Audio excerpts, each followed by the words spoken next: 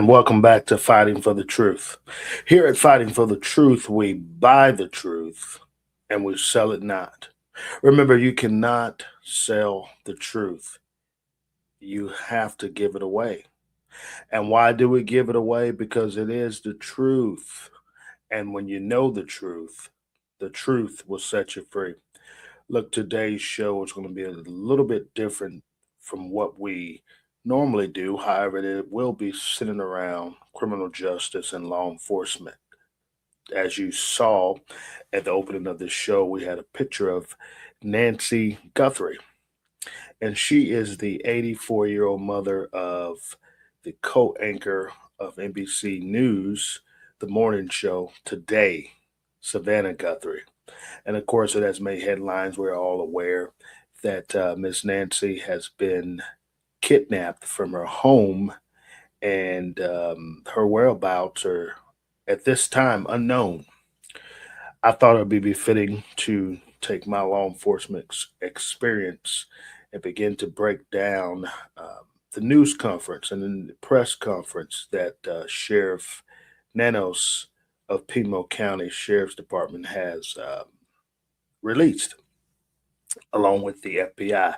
This is all out partnership, collaboration, networking as it pertains to law enforcement. This hits every home in America um, heavily. We all have either a mother that is Miss Nancy's age, or a grandmother, or possibly even an auntie, even a friend, or even a cousin who might fit the bill of Miss Nancy's identifiers, meaning her age and living alone. She is a widower. She has, at this time, her husband passed away back in 1988, if I'm not mistaken. So she has been without her husband for many, many years, more than 40 years. So this case touches us all, and we do pray that Miss Nancy is found alive. And in case you're not aware of what has taken place so far, I'm going to fill you in. So back on January 31st, 2026, started off this year, we thought it was going all well, and of course it will continue to get better. But it is very sad when we start out the new year with such a, I won't call it a tragic incident because we don't exactly know what will come of it. But what I will say, a very sad incident as it pertains to the kidnapping of a woman who suffers from many different ailments, who relies on her medication to survive daily, from what we've heard from the family members of Miss Nancy. And of course, I stated to you earlier that she lives alone. So it is very sad that we have to talk about this, even have to bring it to your attention. But it is a must that we all stop and listen and say a prayer for the family of the Guthries. However, on January 31st, it is said that that is the last time that the Guthries will see their mother. Um, from my understanding, she was Ubered back to the residence from back to her residence from having dinner with her family. Again, she lives alone. She was able to, from what sources have stated, she did check into her home all fine and dandy. At some point during that night when she arrived home, something happened. And of course, the media don't have the details. And of course, the law enforcement agencies with a special interest on Pima County, and now the FBI and the State Bureau of Investigation in Arizona, and all those agencies surrounding that make up Tucson, Tempe, and all those areas that's going to be helping out in this massive. Uh, it is a manhunt as well because we don't know who's behind this particular incident. However, you cannot have a manhunt if we don't know who we're hunting. But we do know that we have a kidnapping situation. It appears all roads lead down to that. However, when you look at that, it is one where everybody has collaborated. All hands on deck is what we'll say. All hands on deck. And I can tell you when you run into situations like this, it is a 24 hours, 7 days a week operation with lack of sleep. I personally never experienced a per se kidnapping where we dealt with it for multiple days. We're going into the what is today's date now? Okay, today is the 6th. So now we're 6 days into this. And we know that every day, we have to be very honest about it. Every day that passes by is another day that we do not have our victim with us or back home with her family. So every day that increases becomes a decrease in the possibility. I'm just going to be very clear, concise, and honest about it. It is a decrease in the efforts of bringing this said loved one home. Now, neither will you hear me, and I hope that no one takes this away or take away from what I just stated, that we're giving up hope and that Miss Nancy is deceased or something that's taking place that is very tragic. Don't know that. That's not what I'm saying. What I'm saying, though, is every day that goes by, every second, every minute, every hour that goes by, the chances become heightened as it pertains to the possibilities of not finding said person. So I hope that I clarified that because I don't want social media blowing up with information that I'm giving out inaccurately or calling it quits because that's not what we're doing and that is not what Pima County Sheriff's Department has gone on record saying that they would do. They're going to work tirelessly as hard as it takes, as long as it takes to get Miss Nancy back to her family safe and sound. And I pray the same happens. But what I want to go back to before we even go further, you need to look up or understand the makeup of Arizona. We know that it is a border state to the south of the border as it pertains to our southern border, as it pertains to our neighboring country of Mexico. We already know the issues that we have there. We already know the type of crimes that are taking place with a lot of Mexican cartel, drug, and gang members. So, what I'm venturing out to say is we're not sure this could be gang related, cartel related. We're not sure why whoever is behind this, chose Miss Nancy Guthrie as their victim of choice. Now, I also want to be very clear I haven't really seen it or heard much of it, but I would hope no one at this time, I don't believe that this is a staged incident or coup that the family has went on or expedition hunt that the family has went on. We believe that this is 100% accurate, and of course, as law enforcement, we treat that as such. Now, that is exactly what Pima County Sheriff's Department and the FBI and all the other joining agencies are doing. They're taking it very serious. So we shall do the same around America. Of course, President Trump has vowed that he would give as much law enforcement help as necessary as it pertains to his DOJ, as it pertains to some of the divisions that make up in Homeland Security, and obviously the FBI. And I would imagine at some point there may need to be some U.S. Customs and Border Patrol investigations taking place as well, because again, Arizona is only a skip and a hop away from the southern border to cross over to Mexico. So I'm not saying that a Mexican cartel member, drug member, or gang member has taken Miss Nancy as ransom. That's not what I'm saying. But what I am saying is that we have to, and I'm sure that they're already looking into this, we have to look at all sides of the coin. So it is something you don't want to weed out or do the necessary or take the necessary steps to look at. All rocks have to be turned over. Every phone call is a lead.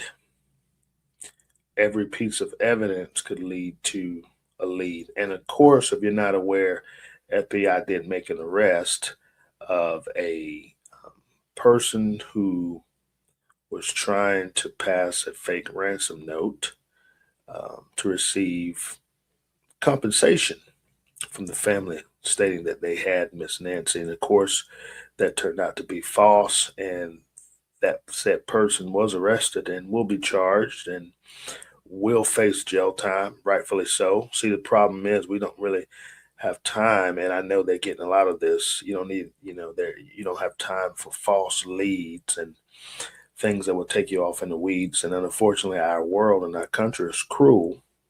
We have people in America that want to see the demise of many people. Um, they prey on incidents like this.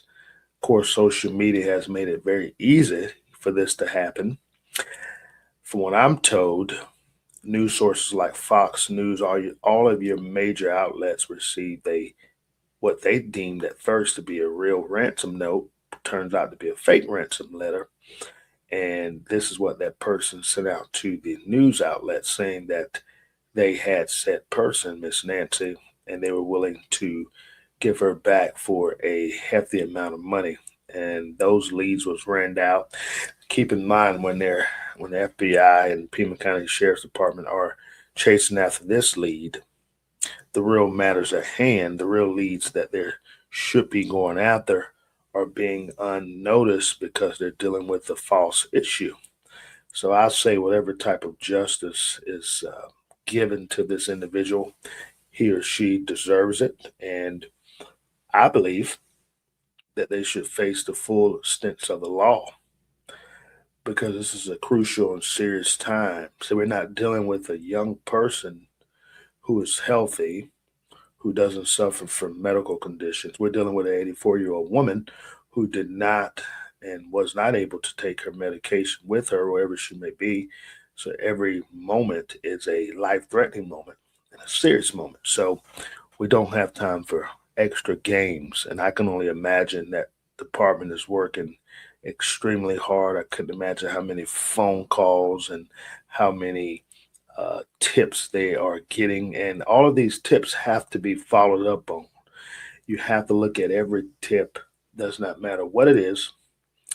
If they tell you they saw a blue Honda leaving the residence with tinted windows, unable to get a license plate, have no idea who's driving the vehicle, all these things have to be looked into. So guess what?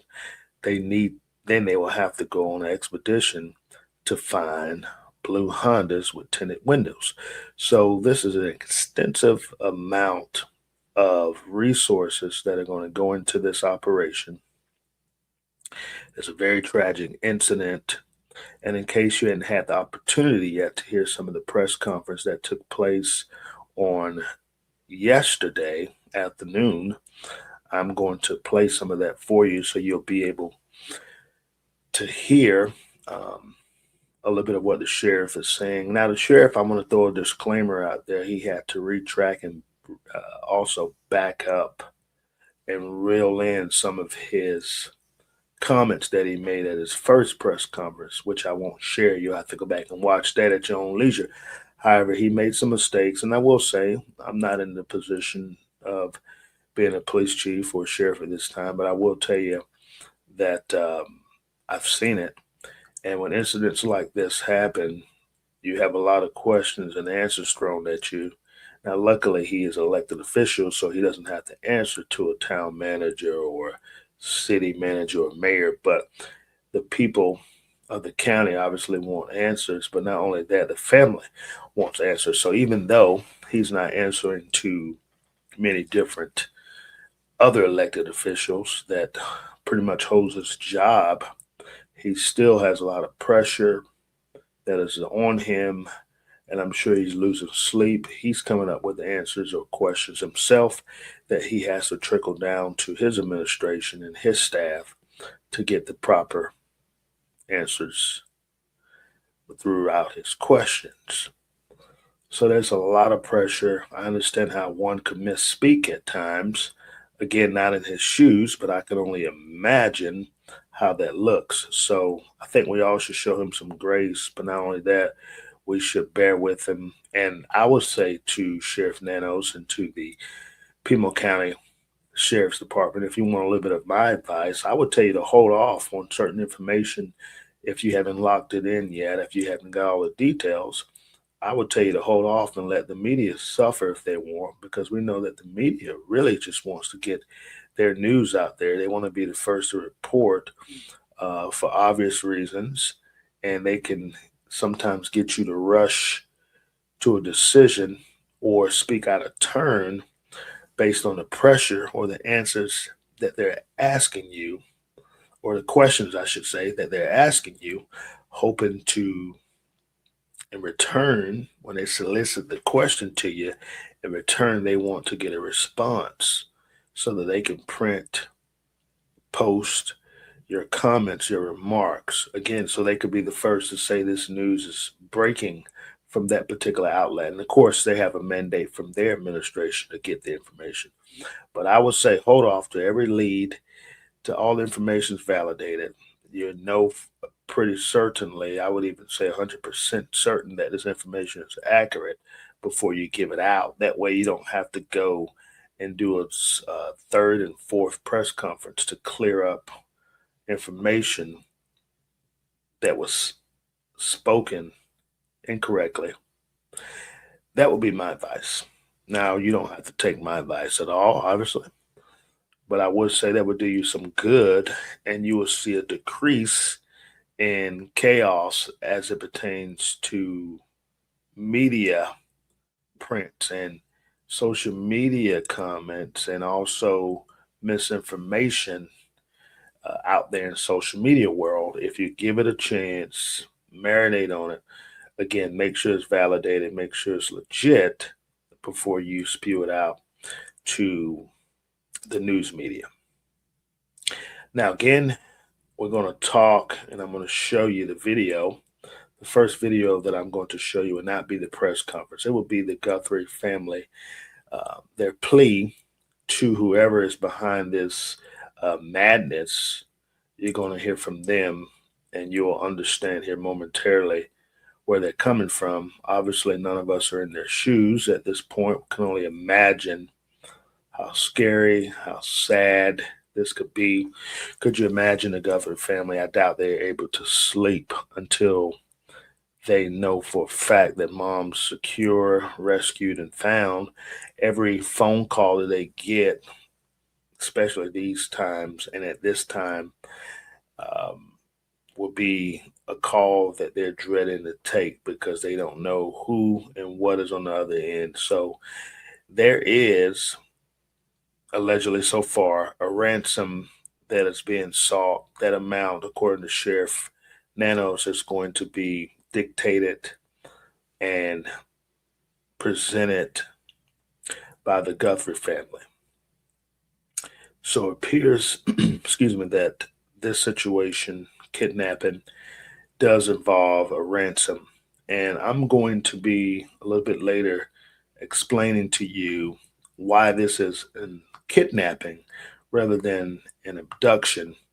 And then I'll also break down the elements of the Arizona law that makes it a kidnapping and what type of penalties and, of course, jail and prison time the suspects will face once they're apprehended. Okay, so let's watch some of this from the Guthrie family. So stand by and let's hear their plea. On behalf of our family, we want to thank all of you for the prayers for our beloved mom, Nancy. We feel them, and we continue to believe that she feels them too. Our mom is a kind, faithful, loyal, fiercely loving woman of goodness and light. She's funny, spunky, and clever.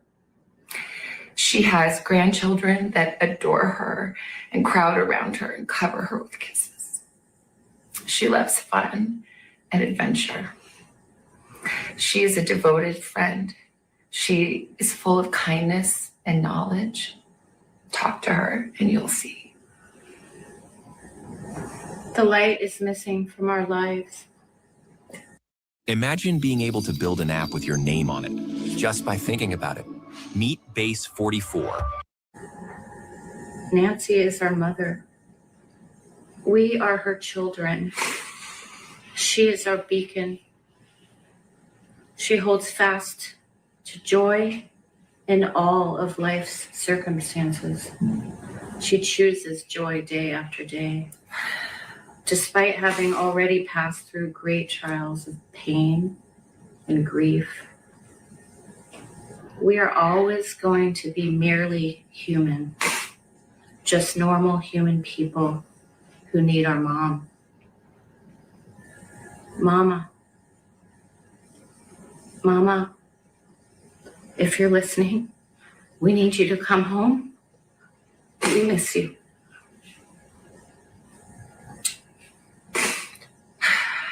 Our mom is our heart and our home. She is 84 years old. Her health, her heart is fragile. She lives in constant pain. She is without any medicine. She needs it to survive. She needs it not to suffer.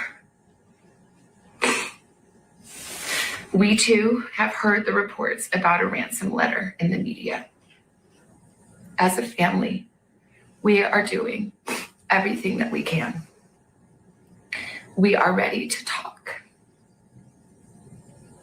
However, we live in a world where voices and images are easily manipulated. We need to know, without a doubt, that she is alive and that you have her. We want to hear from you, and we are ready to listen. Please reach out to us. Mommy,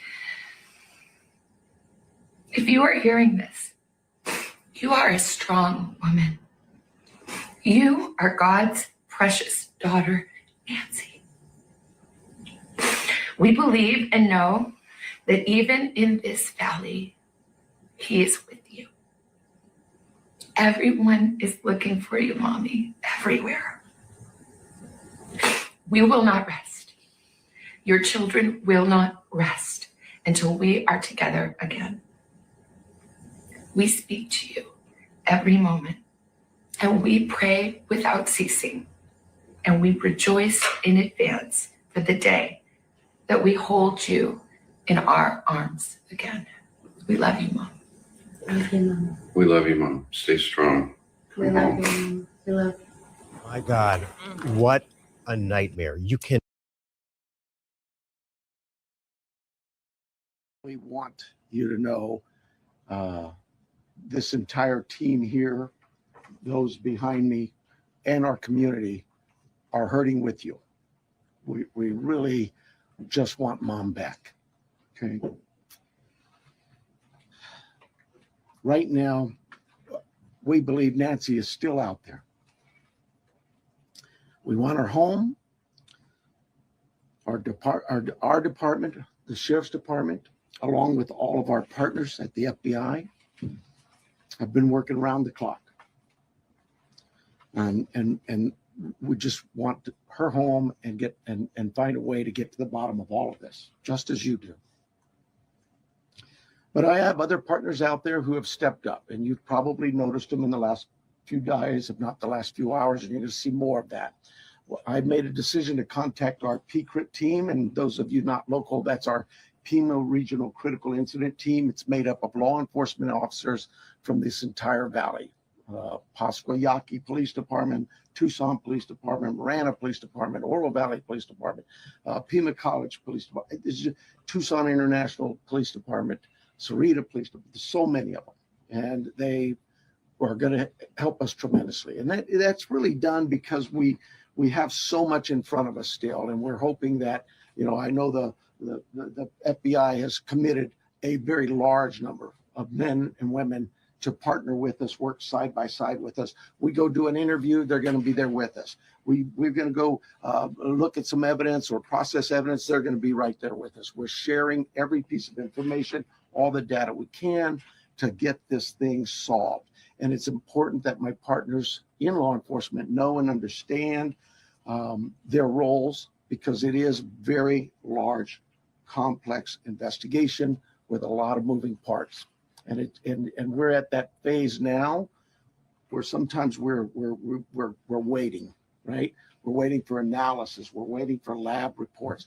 But even then, when they come back quickly, for example, some DNA, we rushed what we thought was the best target for DNA. We did a rush through and got some of that back. The results were minimal. I think you all know the blood on the porch. That was one we did. It came back to Nancy. That's what we know. But there's still more items that have been submitted. We just haven't got them back yet. But in the meantime, we're not just sitting on our haunches waiting. We do have a number of leads coming in, and that's why we brought in the FBI for one, but PCRIT as well, to be able to get out there and handle these leads as they come in as quickly and as expeditiously as we can. And every single lead is looked at, every one of them. And so we're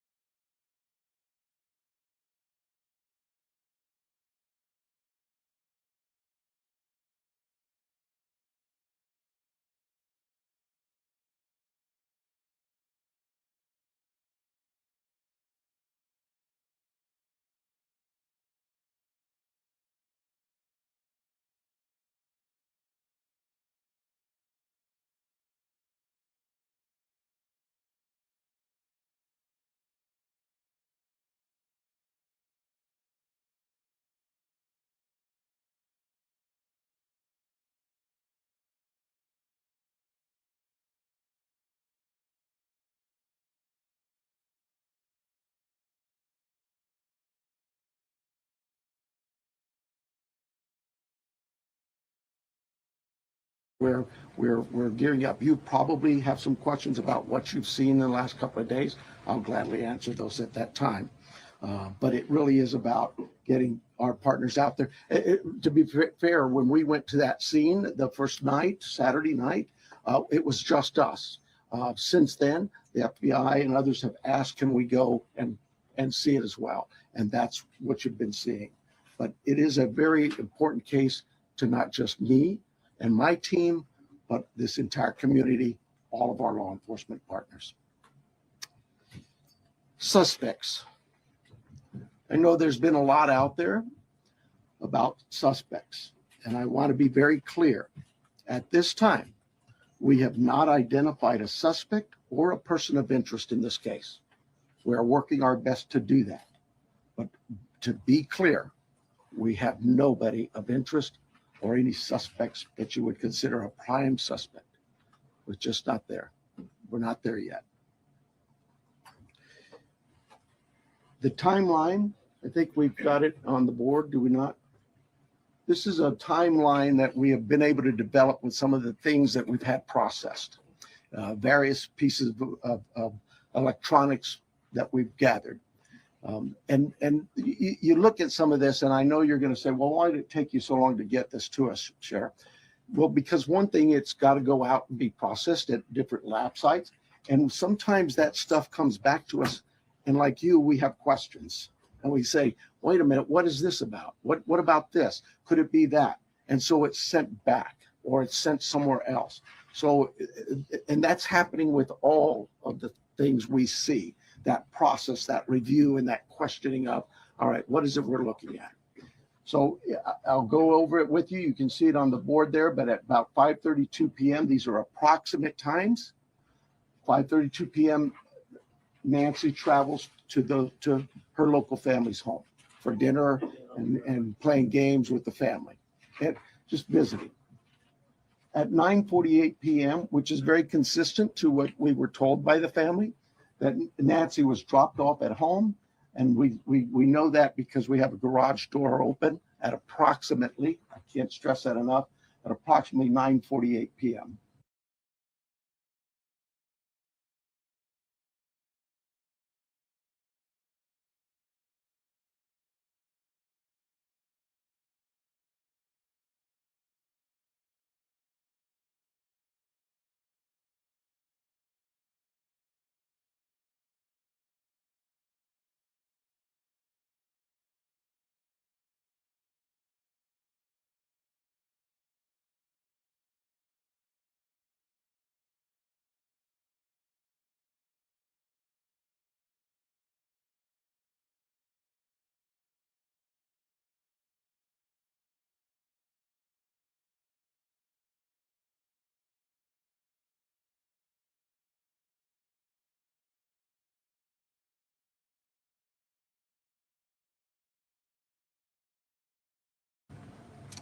At 9:50 p.m., that garage door closes.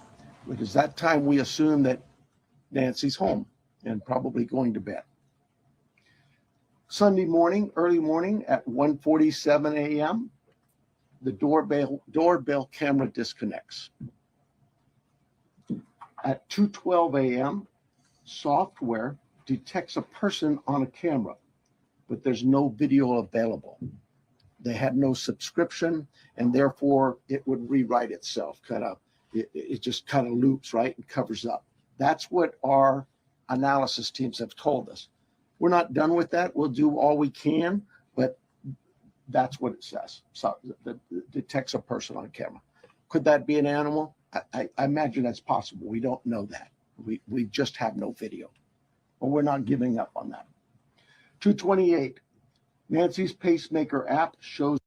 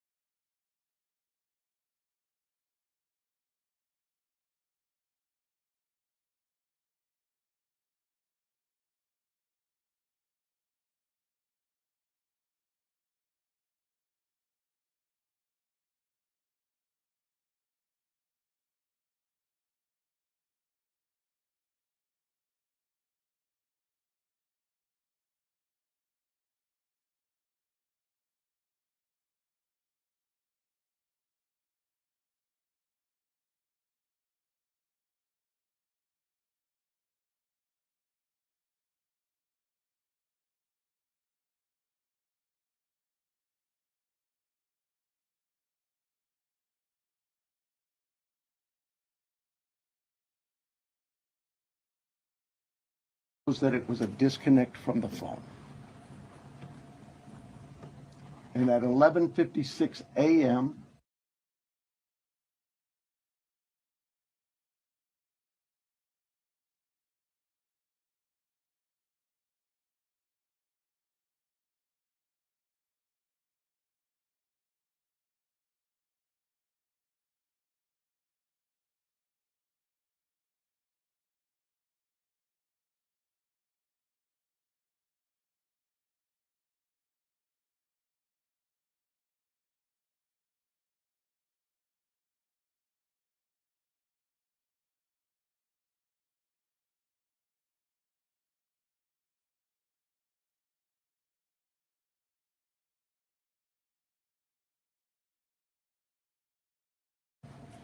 the family checks on Nancy, discovers her missing, and at 12:03 p.m., 911 is called in to the Pima County Sheriff's Department.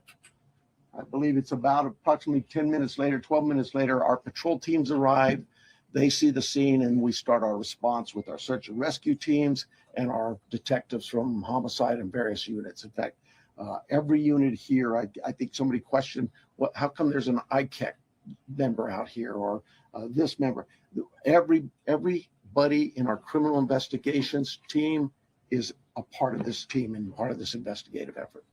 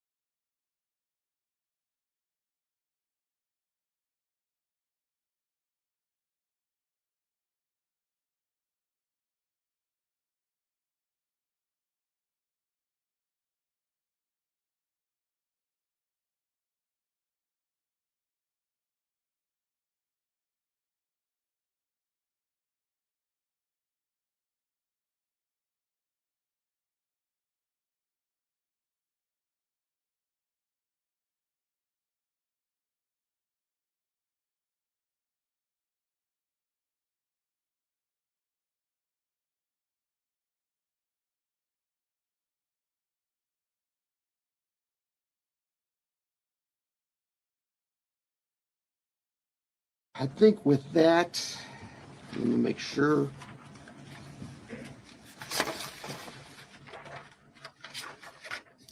Now, I want to clarify some things that I may have already done, but yeah, I've gone over with the blood at the front door, the doorbell camera. It was removed, we know that, but we're not confirming that any cameras were smashed or destroyed around the house. I don't know where that came from, but that's something we're not confirming. The car, the car that was at the home, it's just standard investigative practices. It's part of the search warrant scene, court orders. We pull it out of there and do our scene processing with the vehicle.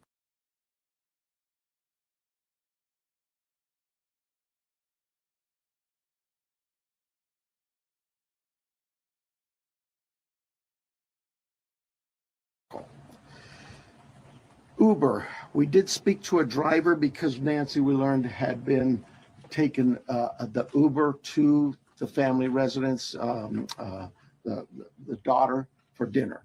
And we located that driver and spoke with them and got that information.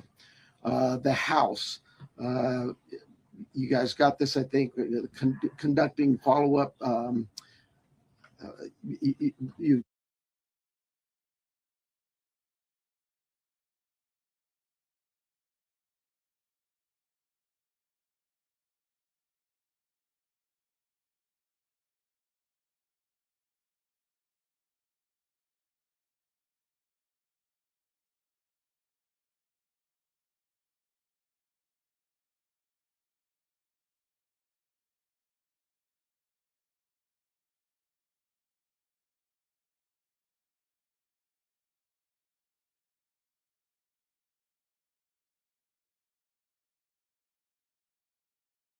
I think you said somebody had mentioned that they saw a team out there again last night or yesterday, and that's just, again, what I was talking about before.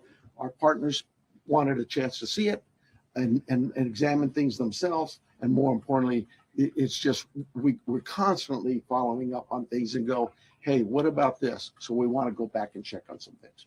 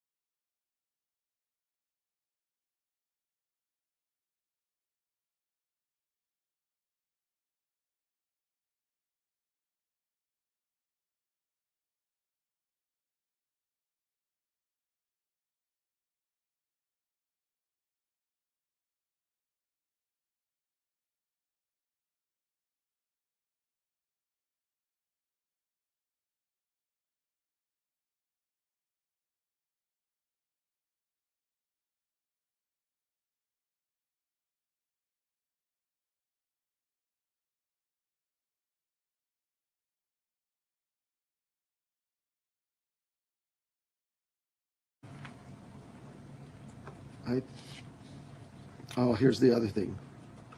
Someone had mentioned there was forced entry. I have no clue where that comes from. We have been very consistent. We are not discussing that at all. Whether it's forced entry or not forced entry, that is something we're just not discussing. So I don't know where anybody got that information.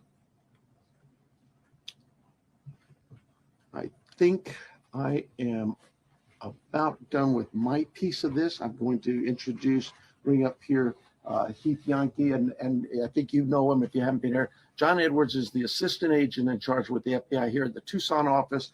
Heath Yankee is the special agent in charge for the state of Arizona out of Phoenix, and he will come up and speak.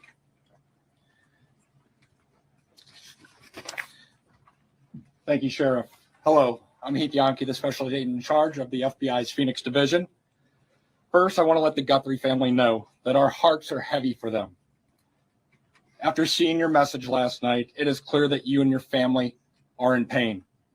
Please know that we are doing everything to bring your mother home. The FBI is now working this case jointly with the Pima County Sheriff's Department, and we're going to start today by announcing a $50,000 reward for information leading to the recovery of Nancy Guthrie and or the arrest and conviction of anyone involved in her disappearance. And this will be the missing persons with the reward that will be going out.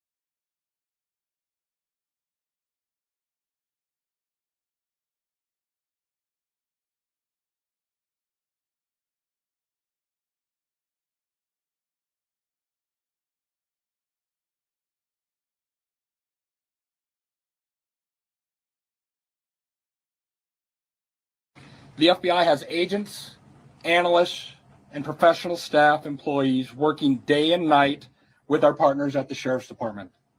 We have deployed additional intelligence and agents from our Phoenix office. We have brought in our critical incident response group from Quantico, Virginia. Members from our cellular analysis survey team are here, and they continue to collect and process digital information. We are actively reviewing and analyzing information from all digital sources, which includes banks, social media companies, phone companies, and any other organizations where a digital footprint could have been captured. All this information provides data points and helps put the picture together. And we will be in the community continuing to conduct a thorough investigation with our partners. You heard about us out there last night. We will be back out there today. I would ask the media, give our investigators the space to do their jobs while they're out there. Next, regarding the ransom letter. We are aware of a ransom letter that was sent to the local media and then to national outlets. As with every lead, we are taking it seriously. We are in communication with the family. And while we advise and recommend from a law enforcement perspective, any action taken on any ransom is ultimately decided by the family. Thank you to those in the community that have called.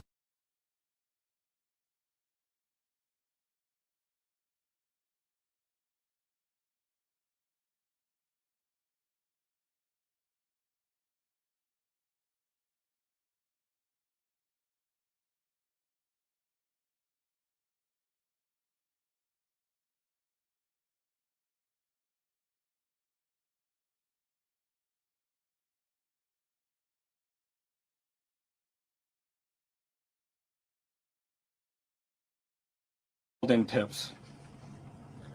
For anyone out there that may have information, no matter how small you think it may be, please report it. You can do so by calling 1-800-CALL-FBI or online at tips.fbi.gov. My next message is to those imposters who are trying to take advantage and profit from this situation. We will investigate and ensure you are held accountable for your actions. We have made one arrest related to an imposter ransom demand, and a complaint will be presented to a magistrate judge later today. You will get more on that from the FBI and our U.S. Attorney's Office here in Arizona when it becomes available. To anyone that may be involved, do the right thing. This is an 84-year-old grandma. This is an 84-year-old grandma that needs vital medication for her well-being. You still have the time to do the right thing before this becomes a worse, much worse scenario for you. Please return Nancy home. Thank you. All right, so you want to call me? You can call them up. Okay, so the first person we're going to start with the list is going to be NBC National. Liz. Now they're going to start hearing from the media, and we'll hear a few of these, and then I will let this portion go, and I will tell you the elements, like I spoke to you earlier, about what it takes for a crime to be consistent and deemed as it pertains to the person who is responsible, a kidnapper. So you'll hear that momentarily. Right here. Can you walk us through that timeline from when you believe, if you look at this here, from 147 to 228, what you think happened there, and what particular software would have detected somebody on camera? Yeah, I don't. I know we know the software that was there. But I'm not. I'm sorry. I'm just not in the weeds. I know that. Think of your doorbell cameras. Somebody walks up. My wife's. If I walk up, she gets an alert, and it's usually something like that. A person's detected. So to understand them, one, does that mean that it was about a 45-minute span that this suspect or suspects would have been on the property? And then also, does this essentially mean that you've cooperated with the tech companies and you can officially say that no surveillance video is available from home? We know that the tech company that we sent that camera off to, yes, they've said they've run out of ways to recover any video. Next Was that person, about 45 next minutes? person's gonna be ABC News, Aaron Katersky. I'm sorry, was Was what it 45 about- Can minutes? we say it's about a 45-minute span that somebody would have been on the property then, from 147 to 228? Yeah, I think those times speak for themselves, and it is about, like I say, those are approximates. So yes. I'm sorry, who was next? Did you Aaron say? Katersky, ABC News. Hi, Sheriff. Thanks very much. So really quick, the sheriff has to walk a thin line here because the media is going to be throwing questions out at him. And see, the media is very slick. So they're going to try to sneak in questions, hoping sometimes to throw the sheriff off of his game so that he could disclose information that maybe he shouldn't be disclosing at this time due to pending investigations and also what I spoke about earlier, not being substantiated and validated yet. So you'll see at times he catches himself. Now, the lady to his left, and if you're facing the screen to our right, that has a cell phone in her hand, she is most likely the PIO, which is the public information officer for the sheriff's office. So she handles all the public media requests and all those different things. So she has a strict list of who they're calling on as it pertains to the media who's asking questions. Is there information that you are purposefully withholding because of the active investigation that might be leading you in a particular direction? You know, this is no different than any criminal investigation that we conduct here. Law enforcement has conducted investigations since 1865 here in Pima County. We're always mindful of what it is that's in front of us and what we should release and can release. There's legal guidelines that guide us, but there's also strategy too. So, I'll leave that for you to determine. Now that you are having such an injection of manpower from the Pima critical incident team and the FBI, would you slow to bring that in at the outset? Should all of these resources been brought to bear sooner? I guess that it's Monday morning quarterbacking. I do it all the time, so you have the opportunity to do it for me. I'll take that hit. CBS News, Jonathan Migliotti. Sheriff over here, has there been any proof of life, and has there been any sign of life? I'm going to anything to deal with. You see, he stutters a bit because this is a question that's very slick, precise, and I got to give it to this particular news anchor or news reporter, whoever he is, as it pertains to his media outlet. He asked a very clever question, and it was worded in a way that can get you misconstrued and a little bit of miscombobulated if you're not careful. And as you see, this is where the sheriff almost fumbled, but he regained himself. He asked a very specific question. However, it was very strategic and precise. Is there any signs of life or proof of life, which one may say, okay, those are the same. But actually, when he's talking about proof of life, he's trying to say, well, is there any type of videos of a ransom or any type of recordings that would lead us to believe that Miss Nancy is still alive? Maybe the kidnapper has videotaped her or allowed her to speak through a recording and all these type of things. Now, great question. Slick question. Of course, the sheriff catches himself, so he's not going to tell us, but maybe they do have a recording, but they're not able to release that at this time. So there are obviously a lot of details that you will not get and hear because, again, ongoing investigation. And I do believe that the sheriff's department has more than what they're willing to release, rightfully so. The ransom notes and that I would defer to the FBI, but no, to my knowledge, we're still looking for Nancy. And for my follow-up question, if I can speak with the special agent, what was it about this apparent ransom note that now 3 days on, you first haven't been able to validate, and second, it warranted informing the Guthries of its existence? So the ransom note that was sent out there, obviously every lead in this case, we are taking extremely serious. But not Given- everyone is presented to the family. Why this one?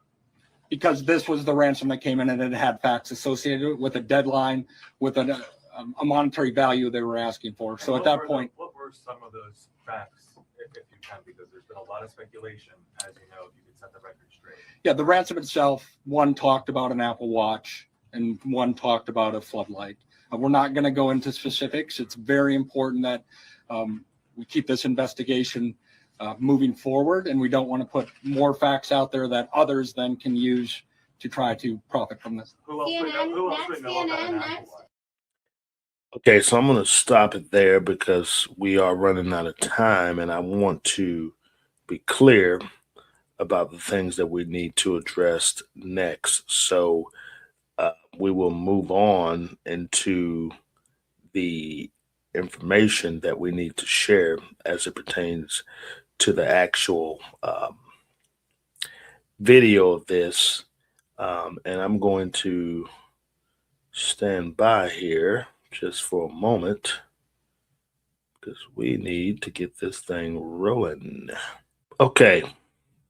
So now what I want to do, I want to again break down exactly what the Arizona revised statutes say as it pertains to kidnapping.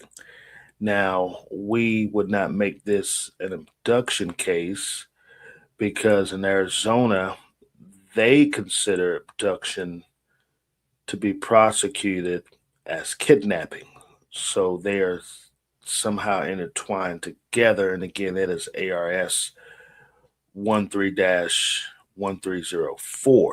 Now, how is this defined? It is as knowingly restraining another person with intent to hold them for ransom. So we do meet the element of that. We know that they have taken Miss Nancy away. They're holding her and they are seeking a ransom. Now, this is obviously has not maybe necessarily went out to the general public yet, but we know we are looking at a ransom type situation. So it can be done by a ransom, a hostage type situation, a shield, which means they can shield themselves using the person's body, or maybe even shielding the person, the victim, and themselves, the suspect, barricaded behind a home or inside of a home, behind a car, some type of things like that. These are just examples, and they can extend beyond involuntary servitude to inflict injury or sexual offense. So when you look at servitude, you're speaking of sexual deviant acts, okay? Being treated as a sex slave. It can range from different types of sexual encounters, so keep that in mind. Or to facilitate a felony, so it must meet the crime of a felony, and there are 3 different types of felonies under this particular statute. So one, you have class 2 felony. This is the first one, class 2 felony, which is punishable by 10 to 24 years in prison, particularly if the victim is under 15. Okay, so of course we know Miss Nancy is 84 years old.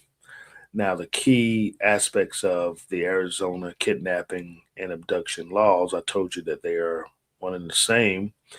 To meet the classification of a class 2 felony, default classification, or the victim again is under 15 years of age, which they don't meet that requirement. But then you have class 3 felony if the victim is released voluntarily in a safe place, unharmed, pursuant to an agreement with the state. And then you have class 4 if the victim is released voluntarily in a safe place without physical injury before the arrest. Now, obviously, the victim has to be alive and well for this to happen. But you notice class 2 is the highest felony, and then it drops down and it shows you and it talks about the elements that has to be met. So the person, the suspect, has to voluntarily give up the victim whether they release them in a safe house or they bring them back to her house, whatever it may be. That is what they would be facing. Now, what is the kidnapping law as it pertains to the stereotypical ransom scenario? And this is what you have to have. Person commits kidnapping if they knowingly restrain another person with the intent to hold the victim for a ransom as a shield or hostage. I told you about that earlier. Or hold the victim involuntarily for servitude, inflict physical injury, commit a sexual offense, or aid in the commission of a felony. Now, watch this: place the victim or another person in a reasonable apprehension of imminent physical injury, which means it's happening right now, imminent. It is ongoing and is happening at that very moment. Interfere with governmental or political functions, seize control of an aircraft, train, bus, or another vehicle. These are the type of things that have to be involved as it pertains to a motor vehicle or vehicle in general, which is facilitated within this particular crime of kidnapping, which obviously we know one of those particular vehicles I mentioned, whether vehicle or motor vehicle, will be used for the transportation to take said person away from residence to said location or locations. Now, the key factor that you have to remember is this has to be a restraint. One of the most misunderstood aspects of kidnapping charges is usually, which is within Arizona makeup, is how minimal the restraint needs to be. You only have to have a little bit of a restraint to meet the elements. Many people assume this now, that kidnapping requires a physical taking of a person away from one place to the next.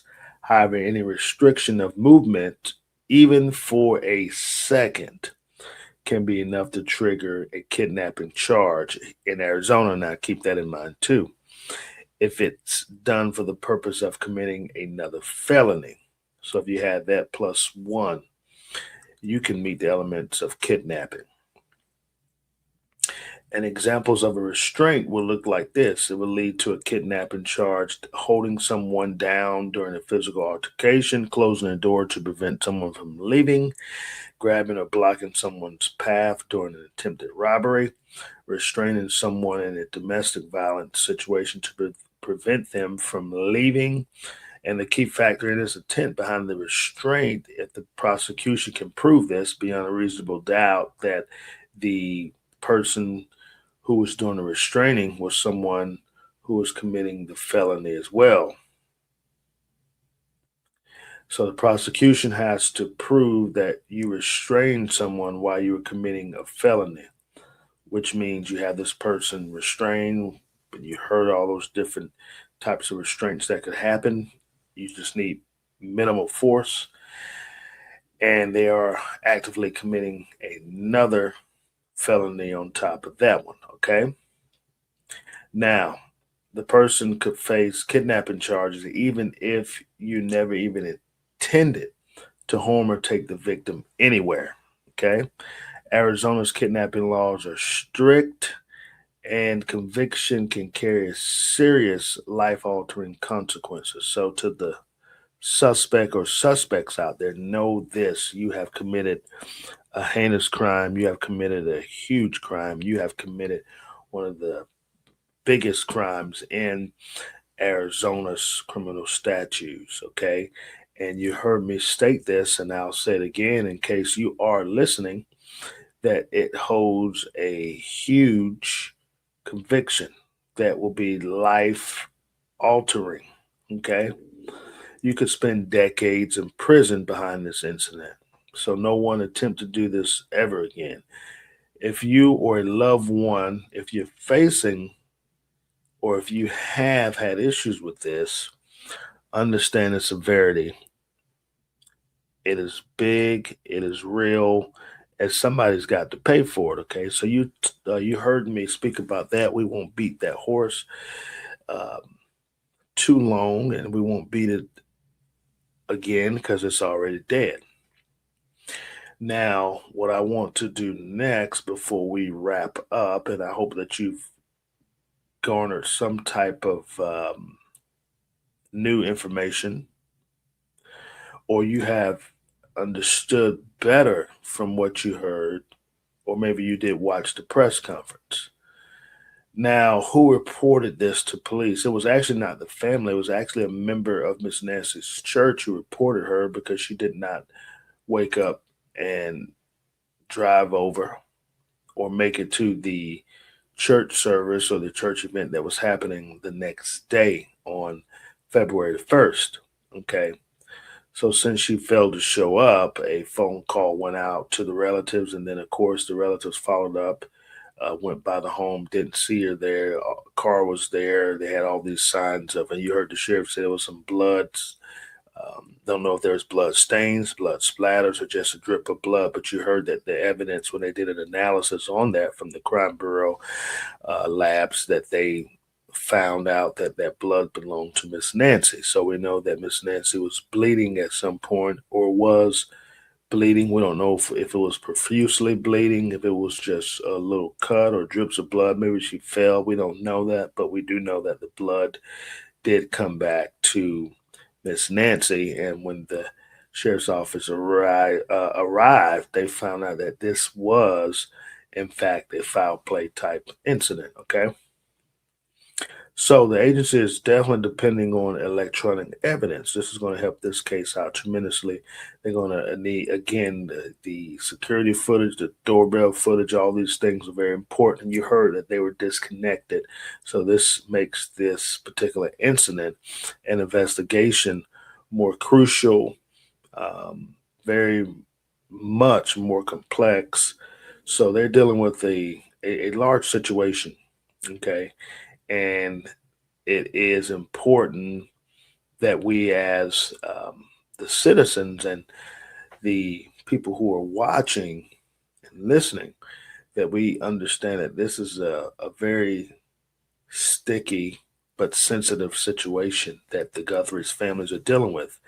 And what makes it worse is that she is a national figure, Savannah, and she has to go through this, but she understands not only her news family is with her, but her news watchers and supporters and people who don't watch the NBC Today show. I'm one of them, but this case again touches home, and I thought it was very befitting to bring this information to you.